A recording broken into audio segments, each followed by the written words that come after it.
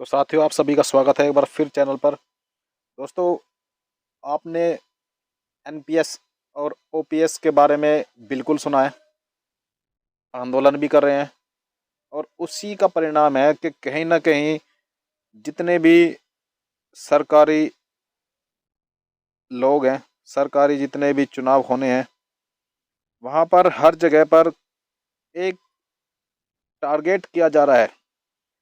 हर कोई दल, हर कोई पार्टी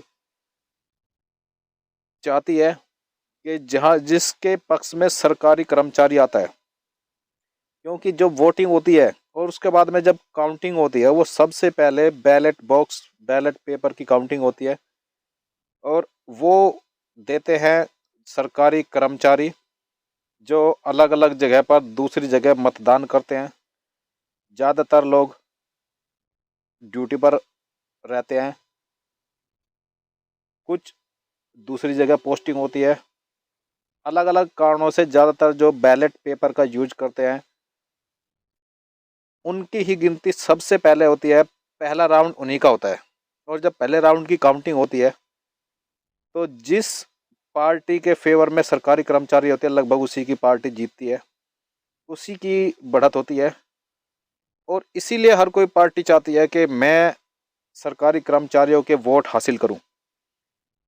तो उसी का आजकल माहौल चल रहा है। इसी माहौल के चलते जो किसान आंदोलन है, आप देख रहे हैं कि किसान आंदोलन तो एक साल से ज़्यादा हो चल लिया, मगर जो उनकी मांग पूरी हुई है वो अचानक से सरप्राइजिंग फैक्टर है। सरप्राइजिंग फैक्टर है चुनाव। सीधी सी बात है कि चुनाव है, तो उनका बिल वापस हो गया। तो चुनाव बिल्कुल अब भी है और होते रहेंगे।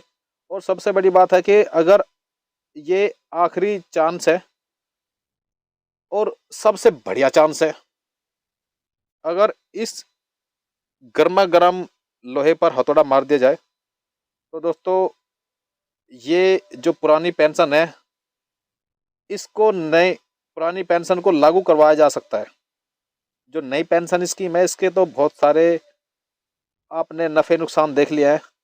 नफ़ा तो आपको बहुत ही कम दिखाई देगा, नुकसान ही नुकसान मिलेगा। डिटेल में आप जाओगे तो जब तक आपको मिलेगा, जब तक तो इसको बहुत तोड़ फोड़ दिया जाएगा। शुरुआत में इसका नाम एनपीएस था, आज भी नाम एनपीएस है, मगर जो एब्रीविएशन होती है ऊपर से एक ही लगता है, मगर इसको तोड़ दिया गया है। जब एनपीएस लागू हुआ था 2004 में, तो इसका नाम था नेशनल पेंशन स्कीम। तब ये एक स्कीम थी जो कि पुरानी पेंशन स्कीम को बदलकर नई पेंशन स्कीम की गई थी और गवर्नमेंट का इसमें काफ़ी रोल था, काफ़ी गवर्नमेंट का कंट्रीब्यूशन था। बाद में इसको बदल कर दिया गया नेशनल पेंशन सिस्टम। अब इसको सरकारी या प्राइवेट कोई भी आदमी इसमें एंट्री ले सकता है। उसमें भी कई अलग अलग तरह की स्कीमें चली है, जैसे अटल पेंशन स्कीम है। शुरुआत में उसमें 1,000 रुपये कोई भी प्राइवेट आदमी खोलकर डाल सकता था और उतने ही पैसे 1,000 तक सरकार भी देती। जैसे सरकारी आदमियों के लिए जितना उसका बेसिक होता है, उतनी उसकी डिडक्शन होता है और उतना ही गवर्नमेंट की तरफ से कंट्रीब्यूशन होता है। तो सेम प्रोसीजर प्राइवेट आदमियों के लिए भी कर देगा कि एक प्रकार से जब भी कोई सरकारी एम्प्लॉय शोर मचाए, तो उसके साथ साथ में जो प्राइवेट लोग हैं जिनको सरकारी लाभ नहीं मिलता, वो लोग खड़े हो जाएं कि हमारा क्या होगा, इन लोगों का क्या होगा। यानी कि ये उनका जवाब देने के लिए एक नए तरीके से मोड़ देगा। दूसरा, जो पैसा इन्वेस्ट करती है ये एजेंसी, वो एजेंसी वो किस तरीके से इन्वेस्ट कर रही है और रिटर्न कितना मिल रहा है, आज इस पर कोई बहस नहीं करता। दोस्तों, बेरोजगारी इतनी है कि आदमी को सरकारी नौकरी मिल जाए वो बहुत बड़ी बात है।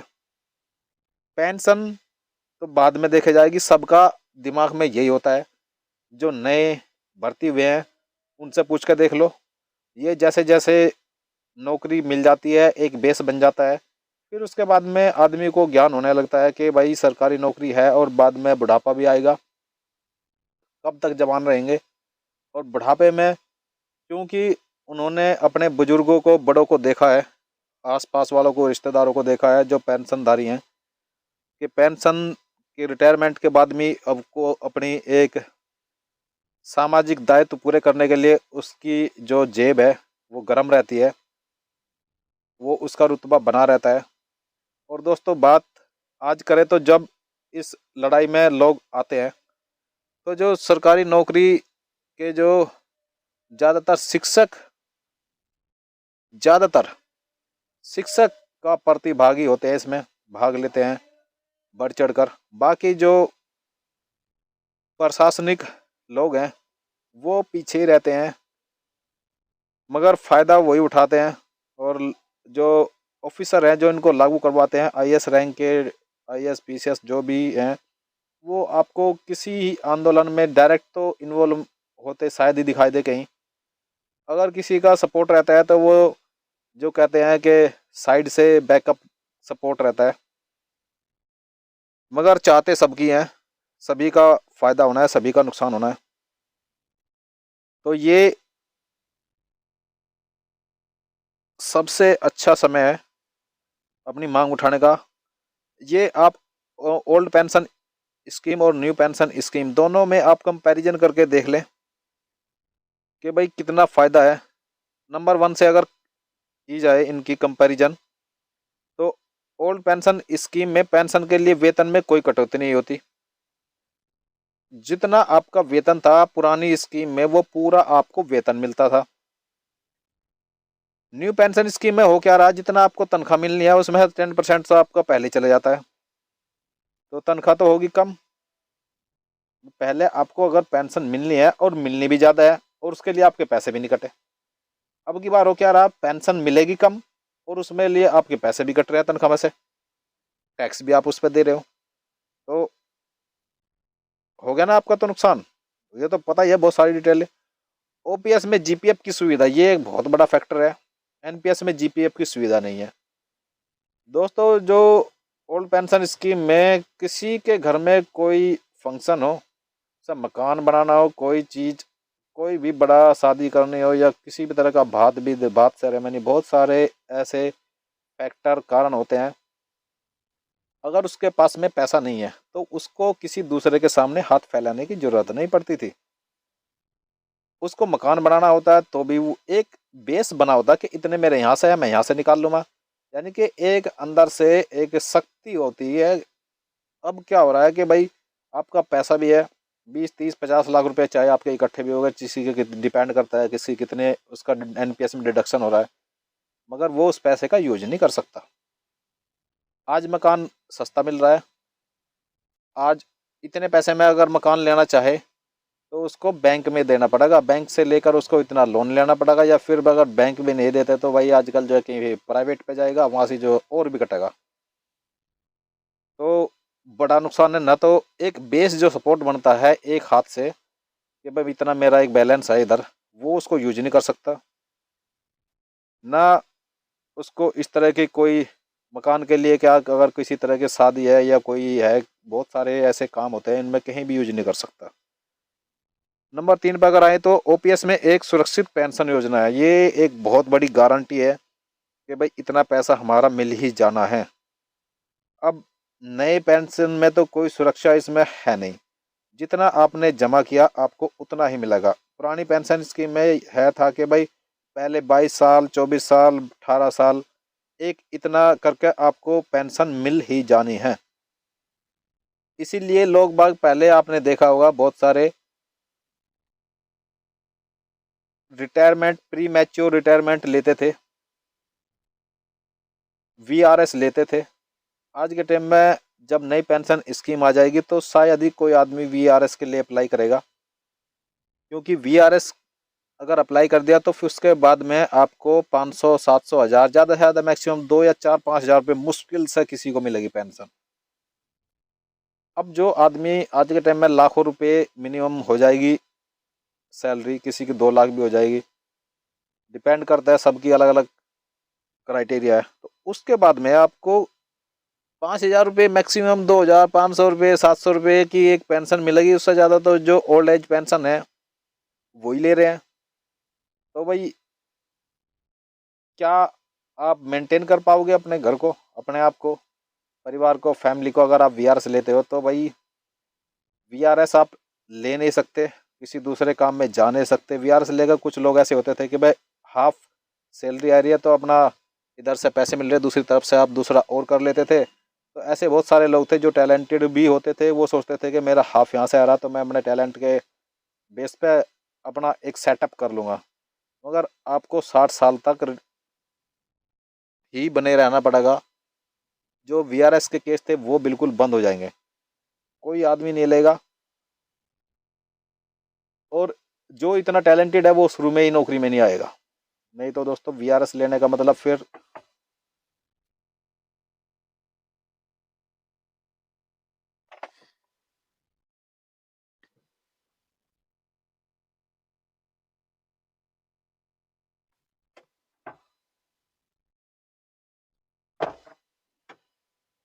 60 साल तक कौन इंतजार करेगा। अगले चलते हैं। ओपीएस में रिटायरमेंट के समय निश्चित पेंशन जो मूल वेतन के 50% की गारंटी है। एनपीएस में रिटायरमेंट के समय निर्धारित पेंशन की गारंटी नहीं हो सकता, पूरा पैसा ही डूब जाए। तो ये भी एक बहुत बड़ा फैक्टर है दोस्तों। पुराने समय की जो पेंशन है उसमें आपको 50% तो मिलना ही है, दुनिया इधर से उधर हो जाए। अब नई पेंशन स्कीम में पैसा कहाँ पे लग रहा है?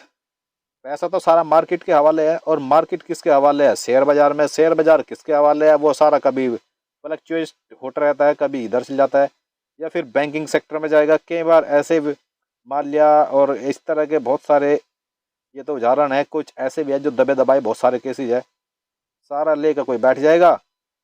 उसके बाद में फिर कोई ऐसी स्कीम आएगी कि भाई इसमें तो कुछ हो सकता, गारंटी कोई दे नहीं रहा, गवर्नमेंट ने हाथ खड़े कर दिए, एक एजेंसी बना दी है, तो होगा क्या? या फिर अगर आपको, चलो ठीक है, ऐसी कुछ हो भी ना, तो कितने रिटर्न आपको मिल रहा है?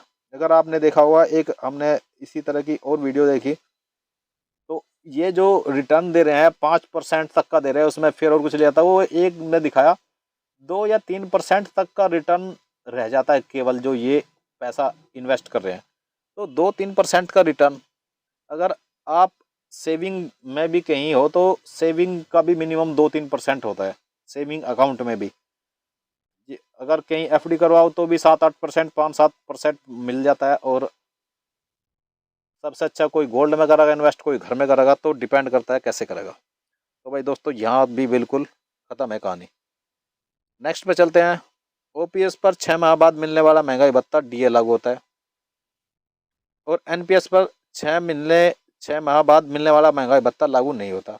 हर 6 महीने में आप जानते हैं डीए बढ़ता है। और जो पुरानी पेंशन स्कीम थी वो उसमें जुड़ जाता था, और इसमें ये जुड़ता नहीं है। तो ये भी एक अलग ही कहानी है। ओपीएस के अंतर्गत प्राप्त पेंशन पर हर 10 वर्ष वेतन आयोग का लाभ प्राप्त होता है। एनपीएस में लाभ प्राप्त नहीं होता, ये भी देख लो आप।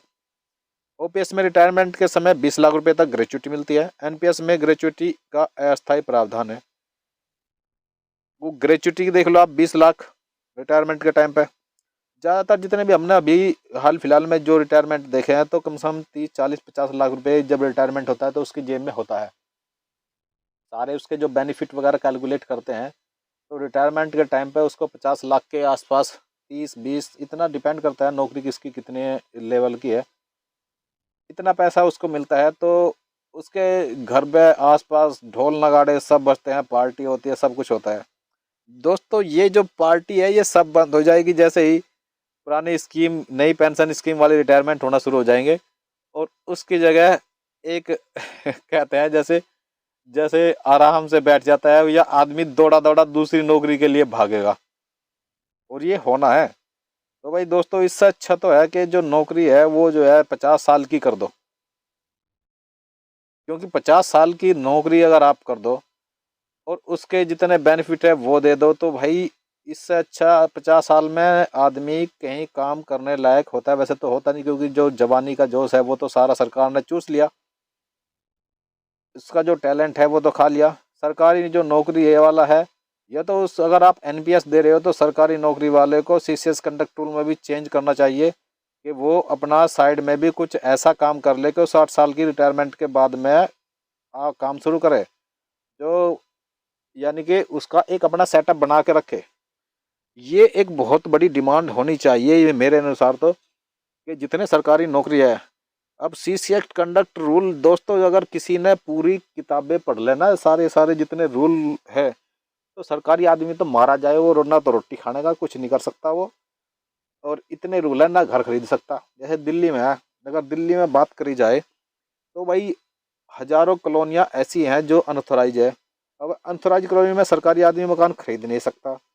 सर, जो ऑथोराइज कॉलोनी है उनमें मकान पूरी ज़िंदगी वैसे नहीं खरीद सकता, ना उसके पास इतने पैसे हो सकते। तो भाई ना तो वो यहाँ रह सकता, ना वो वहाँ रह सकता। अब कहाँ लेगा? जो गवर्नमेंट फ्लैट है उसमें लाइन में लगा रहता है, तब तक लाइन में लगा रहेगा तो किराए के मकान में रहेगा, वो पैसे वैसे निकल लगा। तो भाई सरकारी नौकरी वाले के पास बचा क्या? उससे अच्छा तो जो रेडी पटरी वाला आदमी है वो अंतराज कॉलोनी में मकान खरीद देगा, अपना एड्रेस भी दिखाएगा, सब कुछ करेगा। सरकारी आदमी अगर सारी चीज़ खरीद लिए मकान, वो बताएगा कहाँ से आया पैसा। अगर रूल पोजीशन में कोई ऊपरले वाले भी अधिकारी या सब कोई अपनी रूल पोजीशन में आ जाए, तो ना तो वो खरीद लिया तो उसने उस पर वैसे कंडक्ट रूल लागू हो जाए तो वैसे उसकी लग जाए। तो भाई ये एक बहुत बड़ी विडंबना है।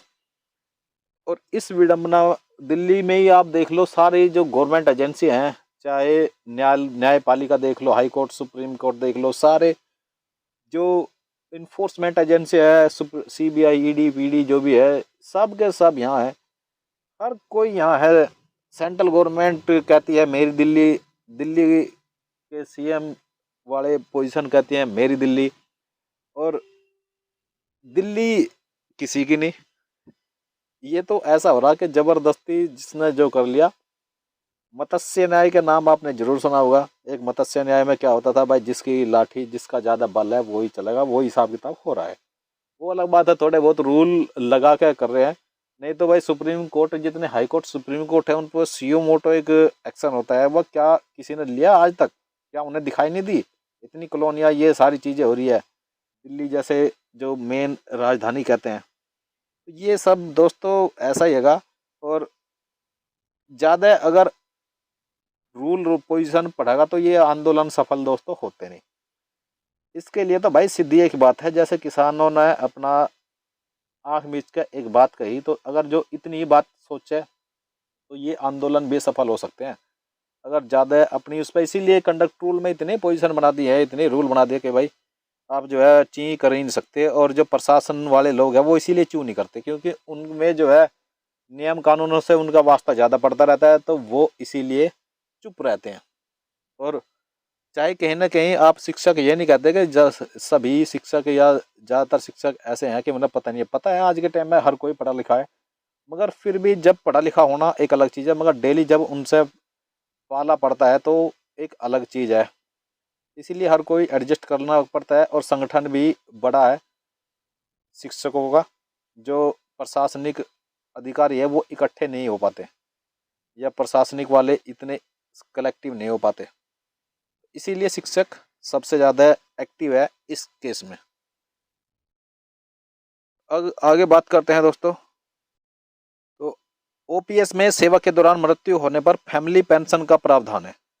अगर कोई ओल्ड पेंशन स्कीम में था, कई बार उसकी एक्सपायर हो जाए किसी कारण से, तो जो उसकी फैमिली मेम्बर है उनको, आपने बहुत सारे लोग देखा होगा कि आश्रित कोटे से लगे हुए हैं। आश्रित कोटा मतलब वही है कि अगर किसी के फैमिली का कोई सरकारी कर्मचारी है और किसी कारण अकस्मात उसकी मृत्यु हो जाती है, तो जो उसकी फैमिली के मेंबर हैं वो, उनको दूसरी उनके पद के, उनकी योग्यता के अनुसार नौकरी मिल जाती थी। और भी कई फैक्टर थे, वो एक पूरा क्राइटेरिया है, मगर उनका एक नौकरी मिलने का एक उम्मीद थी। लाइन भी लंबी लगती है क्योंकि जो एक सिस्टम है, मगर एक उम्मीद थी। अब एनपीएस में अगर कोई मृत्यु हो जाए तो फैमिली मेंबर को नौकरी का ऐसा कोई अस्थायी प्रावधान है, परमानेंट ऐसा नहीं है। पहले एक ये था कि हो जाएगा। ओपीएस में सरकार द्वारा ट्रेजरी के माध्यम से भुगतान किया जाता है, एनपीएस में शेयर बाजार के आधार पर भुगतान किया जाता है। ओल्ड पेंशन स्कीम में दोस्तों ये जो गवर्नमेंट एक होता है, गवर्नमेंट की जो कहते हैं खाता, कहते हैं गवर्नमेंट खाता, गवर्नमेंट ट्रेजरी, सरकारी धन, तो वो जो सरकार का बजट होता है, बजट में से पैसा दिया जाता है जो कि कंफर्म होता है जिसका। अब न्यू पेंशन स्कीम तो शेयर बाजार की पे डिपेंड है पूरा। शेयर बाजार गिरेगा तो भाई जो उसका टोटल कैलकुलेशन है, कलेक्शन है, वो भी कम हो जाएगा। अगर बढ़ता है तो बेनिफिट मिलेगा। अब जो रेगुलेटरी अथॉरिटी है वो कितना उसमें अच्छी स्कीमों में इन्वेस्ट कर रही है, कितना उसका बीच में इन्वेस्ट करने का बीच का परसेंटेज होता है, मेंटेनेंस जिसको कहते हैं, उसी का खर्चा वो निकाल लेती है। बहुत सारी चीज़ें हैं, कितना मिलेगा, क्या हिसाब किताब है, बहुत सारे चक्कर हैं। आगे चलते हैं। ओपीएस में रिटायरमेंट पर जीपीएफ के ब्याज पर किसी प्रकार का इनकम टैक्स नहीं लगता। एनपीएस में रिटायरमेंट पर शेयर बाजार के आधार पर जो धन मिलेगा उस पर इनकम टैक्स देना पड़ेगा। अब पहले इन जो ओल्ड पेंशन स्कीम में जीपीएफ पे तो अपना था, जितना है उसका है, कोई टैक्स वैक्स नहीं। मगर नई स्कीम में जितना अगर आपने जो वो आप समझ लो आपने अपना पैसा शेयर बाजार में इन्वेस्ट कर रखा है, तो शेयर बाजार जितना प्रॉफिट होता है उस पर इनकम टैक्स लगाता है। और इनकम टैक्स दोस्तों आज कल समझ लो कि ज़्यादातर 30% के स्लैब में जा रहे हैं। तो जितना भी लगा हुआ उसका 30% कितना होगा पता नहीं। उसको बाइफरकेट 10E एक सेक्शन होता है इनकम टैक्स का जिसमें बाइफरकेट करते हैं। कई बार एरियर मिलता है तो उसको बाइफरकेट करते हैं। तो दूसरी इसको एक ईयर का माना जाएगा या सारी सालों का इनकम का बाइफरकेट किया जाएगा, उसको बेनिफिट मिलेगा नहीं मिलेगा। बहुत सारे लोग इतनी जानकारी का अभाव भी नहीं होता, अगर मिलता भी है तो बहुत से लोग रिटायरमेंट के टाइम पे शायद ही कोई बाइफरकेट करवाता हो या करवाएगा। तो ये भी एक टेक्निकल पॉइंट है, तो यहाँ पर फी मार है। ओपीएस में रिटायरमेंट के समय जीपीएफ फंड से किसी प्रकार का इन्वेस्ट पेंशन के लिए नहीं करना पड़ता। और एनपीएस में जितना आपका टोटल है उसमें 40% इन्वेस्ट करना ही पड़ेगा, ये मैंडेटरी है। रिटायरमेंट के समय ओल्ड पेंशन स्कीम में पूरा उसके घर पे आ जाता है, काम खत्म, अपना इन्वेस्ट करो, फिर जहाँ से भी करना वो कर लो। नई पेंशन स्कीम में क्या है, जितना आपका टोटल पैसा इकट्ठा हुआ 60% आपको मिलेगा, 40% आपको इन्वेस्ट करना ही पड़ेगा। तो भाई रिटायरमेंट के टाइम पर सोचता है आदमी, देखो रिटायरमेंट के तब जो भी है सबके बच्चे लगभग जवान हो जाते हैं, या फिर अगर किसी के बच्चे बड़े हो गए, शादी हो गए, तो भी भाई उनका एक सेपरेट हो गया। तो हर कोई उम्मीद करता है कि एक नौकरी में एक मकान मुश्किल से सेट हो पाता है। अगर दूसरा 2 बच्चे हैं 3 बच्चे हैं, दूसरा कहीं मकान, एक उम्मीद रहती है कि वह एक मकान एक प्रॉपर्टी सेट कर लेंगे रिटायरमेंट के टाइम पे। तो उसमें से 40% उनने फिर रख लिया नई पेंशन स्कीम में, तो वो तो बजट तो बिगाड़ ही दिया। क्योंकि जब बजट बिगाड़ दिया तो वो ले भी नहीं सकता। वो तो फिर वही बात होगी, वो बंदर बाट एक बार 40% का हो गया, तो ये तो या तो टोटल ही दे दो सारा सारा। तो ये जो पैसा हो गया वो तो वहीं रह गया, तो वो बजट बन नहीं पाया ना। तो पूरी लाइफ में अगर देखा जाए ध्यान से, पहले निकाल नहीं सकता और बाद में पूरा नहीं दिया।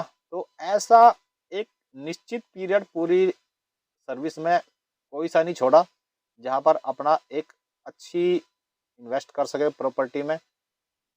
वो ऐसा नहीं है, इसलिए छोटे छोटे खर्चे करवा कर छोटे छोटे टाइम पे टुकड़ों टुकड़ों में दे कर ना पहले लेने दिया उसे ना बाद में करने दिया, तो उसे तो भाई रोड पे ही ला कर छोड़ने का प्लान है। ओपीएस में 40% कम्यूटेशन का प्रावधान है, एनपीएस में बिल्कुल नहीं है। ओपीएस में रिटायरमेंट के बाद में मेडिकल फैसिलिटी मिलती है और रिटायरमेंट में एनपीएस में ऐसी कोई नहीं है। ये एक बहुत बड़ा, भाई पेंशन एक अलग चीज़ है और मेडिकल फैसिलिटी एक अलग चीज़ है। ये तो गवर्नमेंट को देना है, तो गवर्नमेंट ने ये साथ साथ में ये भी एक बहुत बड़ा भार अपने सर से उतार दिया। आदमी की जब जवानी रहती है तो उस टाइम पे जो बीमारी है वो लगभग दूर ही रहती है। होती है तो बहुत कम होती है, या फिर पेरेंट्स वगैरह को हो जाती है, वो एक अलग इशू है। मगर खुद की जो होती है मेडिकल कंडीशन, जो भी एम्प्लॉय आता है ज़्यादातर ठीक ही रहती है, एवरेज मान के चलो। और खुद की जो उसकी बीमारी होने का पीरियड होता है 50 55 60, उसी पीरियड में जाके ज़्यादातर जो एवरेज कहता है वहीं पर जाकर होता है, और वहीं पर उसका मेडिकल खत्म कर दिया जाए। आगे नौकरी ऐसी इतनी ज़्यादा गवर्नमेंट की वैसे ही नहीं रही, वैसे ही सब प्राइवेट सेक्टर में कर दिए कि भाई ज़्यादातर जो उम्मीद हो कि सभी के बच्चे गवर्नमेंट सरकारी के गवर्नमेंट जॉब पा जाए, ऐसा तो होगा नहीं। तो ना उसके बच्चों को मिली जिससे वो उस वाले में ऐड हो जाए, और खुद की वैसे ख़त्म कर दी। पहले तो वो उसे आदत डाल दी बढ़िया हॉस्पिटलों में जाने की, और बाद में उन्हें रोड पे छोड़ दिया। तो ये जो आदत खराब करने वाला बात है, ये एक बहुत बड़ी बात है। यही आदत जब नौकरी में रहेगा उसको जीने की पड़ जाएगी। तो भाई ये तो एक इस प्रकार से होगा कि भाई आप अपनी जिंदगी के जो क्रीम साल है, अपनी जवानी के जो अच्छे दिन है, वो सरकार को दे दो। तो उसके बाद में आप जाओ यहाँ से, जहाँ जैसा जिस जिंदगी में जाओ, ये हाल करने के लिए छोड़ दिया गया है। ये तो डायरेक्ट आपको नफे नुकसान दिखाई दिए। इसके साथ साथ में एक जो स्टेटस होता है, आप अगर पहले से अपनी लाइफ सेटल कर ली दोस्तों नौकरी में रहते हुए, तो ठीक है। नहीं तो भाई जो प्राइवेट आदमी एक लाइफ जी रहा था, अचानक से आपको अप से डाउन काफ़ी बड़ा चेंजेस मिलेगा, और कुछ करने के लिए होगा नहीं। तो उससे अच्छा तो है कि भाई ये जो बेनिफिट है, मेरे हिसाब से तो 50 साल की उम्र में रिटायरमेंट कर दो, और जो 10 साल का कुछ और पैसे दे दो, और सारा एनपीएस दे दो, और उसे एक नई ज़िंदगी की शुरुआत करने दो। आगे नौकरी भी मिलेगी, और उस आदमी को प्राइवेट में काम करने के लिए, अपनी ज़िंदगी जीने के लिए नए सिरे से कुछ मिलेगा। या फिर दूसरा एक बहुत बड़ा डिमांड होनी चाहिए, आंदोलन होना चाहिए कि अगर जितने भी रूल कंडक्ट रूल है, भाई जो सरकारी आदमी है उनको भी प्राइवेट काम करने की, कुछ करने की, बिजनेस जमाने की, सेटलमेंट करने की एक साइड में परमिशन दी जाए कि भाई अपना कुछ भी कर लो, अपना रिटायरमेंट के बाद का जुगाड़ आप अपना आप रखो। नहीं तो ये बांध कर रखा है, इसमें आज्ञा करने नहीं दिया, तो वो तो भाई एक प्रकार से सजा है। तो कुछ ना कुछ तो उसको इस तरह के, क्योंकि आजकल ऑनलाइन ऑनलाइन बहुत सारे सिस्टम है कि जवानी में समझ सकता है, बुढ़ापे में नहीं कर पाएगा वो काम इस तरह के, या फिर कुछ भी सेटअप है वो कर पाएगा। और जितने भी बहुत सारी रूल कंडीशन है उनको चेंज करना पड़ेगा। जब आपने एक बुढ़ापे का ये सोचते हैं मर गया 60 साल में मर जाएगा तो काम खत्म हो गया, वो मरने का नहीं भाई, जिंदगी आदमी में और पैसा आएगा तो वो उसकी उम्र और बढ़ती है। पहले आपने पुराने लोग देखे होंगे तो जो उनकी पेंशन थी वो जीते थे, तो वो 100 100 साल कवर करते थे, उनसे भी क्रॉस करते थे कई सारे। तो और उसकी बड़ी देखभाल भी होती थी। हमने गांव में खूब देखा है कि किसी फैमिली में बूढ़ा या बूढ़ी या फैमिली पेंशन मिल रही है उनकी, तो उनकी बड़ी कदर होती थी। अगर बुजुर्ग था तो वो एक्सपायर हो गए, उनके घर की जो बुजुर्ग महिलाएं थी, हमारे एक दोस्त थे, वो अपनी जो दादी थी, यानी कि पोतों का समाधान संपर्क होता है, तो पोतों की दादी या दादा की बहुत सारी बॉन्डिंग हो जाती है इसी में, और बड़ी कदर होती है, बॉन्डिंग बहुत अच्छी बन जाती है, जो फैमिली पेंशन या पेंशन की जिसको बेनिफिट मिलते हैं। शायद ही न्यू पेंशन स्कीम वालों की बॉन्डिंग या शायद ही बनी रहे, क्योंकि भाई पैसा काफ़ी कुछ दिखाता है सिखाता है, और वो सारा सरकार पीगी, या दिया ही नहीं या फिर एनपीएस में चल गया। तो ये राइट समय है दोस्तों, इस टाइम पे अगर एक जोर लगा दिया और, तो भाई बेनिफिट मिल जाएगा, नहीं तो आगे कोई उम्मीद नहीं है। और शायद मुझे लग रहा है कि बहुत सारे लोगों ने उम्मीद छोड़ भी दी है, इसीलिए अब इस बात पर इतना जोर शोर ना कोई दे रहा है, ना इतनी उम्मीद छोड़ दी है। मगर ये एक ऐसा मोड़ है, टर्निंग पॉइंट है कि आज अगर शोर मचा दिया इस पे, चाहे आप मीडिया के माध्यम से किसी को यूट्यूब, जितने भी मीडिया के हैं, फेसबुक, ट्विटर, इंस्टाग्राम, जो भी है माध्यम, उन सब से आप शोर मचाओ, जितने भी कर सकते हो। अगर शोर खुद नहीं मचा सकते, जो मचा रहे उनको सपोर्ट करो। तरीके अलग अलग है, शेयर करो, लाइक करो, सब्सक्राइब करो, हमारे चैनल को भी करो, हम भी कह चाहते हैं भाई और के भी करो, जितने भी इस तरह के, क्योंकि बातें सो आप देखते ही हो, यूट्यूब मीडिया तो आप यूज करते ही हो, उसमें हर तरह के आप आपके शौक है, जिसके किसी को कोई ये नहीं कहते कौन किसका कहाँ इंटरेस्ट है। आपका इंटरेस्ट कुछ भी हो सकता है, मगर जो गवर्नमेंट एम्प्लॉय है वो अपने इंटरेस्ट में तो थोड़ा कट करके 10-20% इस तरह की वीडियो को देखो, लाइक करो, सब्सक्राइब करो, शेयर करो। ये इसमें तो आपका कुछ जा नहीं रहा और आपका कोई कंडक्ट रूल इसमें लगता नहीं है। तो अगर आप कुछ और नहीं कर सकते या वीडियो नहीं बना सकते, तो जो बना रहे हैं उनको थोड़ा इस तरीके से आप सपोर्ट कर सकते हैं। बहुत सारे ऐसे लोग भी हैं जो इस तरह कर रहे, बाद में यूट्यूब ने भी कोई ऐसा दे दे कि भाई शायद कोई ऐसे फंक्शन भी है, तो उसको दूसरे तरीके से भी सपोर्ट कर सकते हैं। और इसी तरह यूनियनें बनती हैं, संगठन भी तो इसी बेस पे चलते हैं। बस जब संगठन होता है उसमें धीरे धीरे छोटी छोटी कलेक्शन होती है। अब ये एक माध्यम है मीडिया का, यहाँ पे कोई कलेक्शन भी आपको करनी नहीं है। बस ये है कि जो आपका एक लग्जरी टाइम कह लो, आप मौज कर रहे हैं, मस्ती कर रहे हैं, सबकी लाइफ में करो, कोई बात नहीं है, तो होता ही है भाई।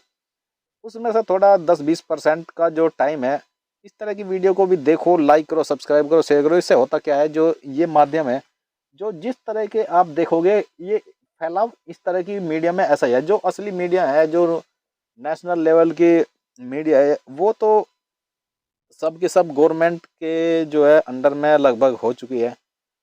एक वहाँ से सबको एड्स के रेवेन्यू मिलता है, तो वो तो शायद अब ना दिखाए, क्योंकि उनको पता है भाई अगर ये दी गवर्नमेंट के फेयर अनफेयर में है, गवर्नमेंट नहीं चाहती, गवर्नमेंट चाहती तो ये बात ही ना होती। और गवर्नमेंट के अनफेवर वाली बातें शायद ही कोई मीडिया उठाए, कोई करे, कुछ कुछ हो सकते हैं। तो आजकल ये जो सोशल मीडिया के दूसरे प्लेटफॉर्म है, यहाँ पर आपको इंडिपेंडेंट लोग भी मिल जाएंगे, अपने ही लोग मिल जाएंगे अपनी तरह के, तो जो इस तरह की वीडियो बनाते हैं या उनको प्रचार प्रसार जो भी आपको, भले ही थोड़ा बहुत उनको, जो इनको भी ऐड से मिलता है, मगर जो ऐड भी मिलता है इस तरह की वीडियो बनाने से, तो बहुत ही कम रिवेन्यू मिलता है। एक आरपीएम होता है दोस्तों, इसमें इसका भी एक फंडा है, आपने भी सुना होगा, बहुत सारे लोग वीडियो बना रहे हैं, तो एक आरपीएम होता है, वो 1000 व्यूज देखने पे कितना पैसा, कितना डॉलर मिलता है, वो सारा कैलकुलेशन होता है। तो इस तरह की वीडियो बनाने से बहुत ही कम, सबसे कम पैसा मिलेगा जो भी बना रहा है। तो जो भी बना रहा है इस तरह की वीडियो, चाहे कोई बना रहा है तो अपना टाइम भी दे रहा है, कुछ भी दे रहा है, तो उस तरह की वीडियो पर उसका इतना ज़्यादा फायदा नहीं है जो उसको दूसरी वीडियो के प्रचार करने में। ना कोई इसको कोई प्रमोट करता, ना कोई इसको पैसे देता इस तरह की वीडियो बनाना, चाहे कोई भी हो। तो ज़्यादातर आप कह सकते हो सिर फिरे ही होते हैं भाई, सिर फिरे कह लो, या फिर जिसके ऊपर बीत रही है, या फिर अपना फ्यूचर देख रहे हैं, इस तरह के जो लोग हैं, तो उनको थोड़ा बहुत कुछ मिल जाएगा, थोड़ा बहुत ही मिलता है। तो आप ज़्यादा से ज़्यादा इस तरह की, अगर अच्छी भी ना लगे, मैं ये नहीं कह रहा मेरी ही करो, आप लाइक करो, सब्सक्राइब करो, और की भी करो, और जो भी बना रहा उसकी करो। और हो सकता है अगर आपको भी लगता है तो बहुत सारे आप भी बनाओ। जितनी बात फैलोगे मीडिया में, ये मीडिया है, मीडिया का माध्यम है, इससे बहुत सारी चीज़ें प्रभावित हो रही है, ये फैक्ट है। और असली मीडिया जो होगा वो तो इसको दबा ही रहा है। तो जो इस तरह के लोग हैं उनको सपोर्ट करो, चैनल सब्सक्राइब करो, लाइक करो सबके। मिलते हैं आपको नई वीडियो में। धन्यवाद दोस्तों।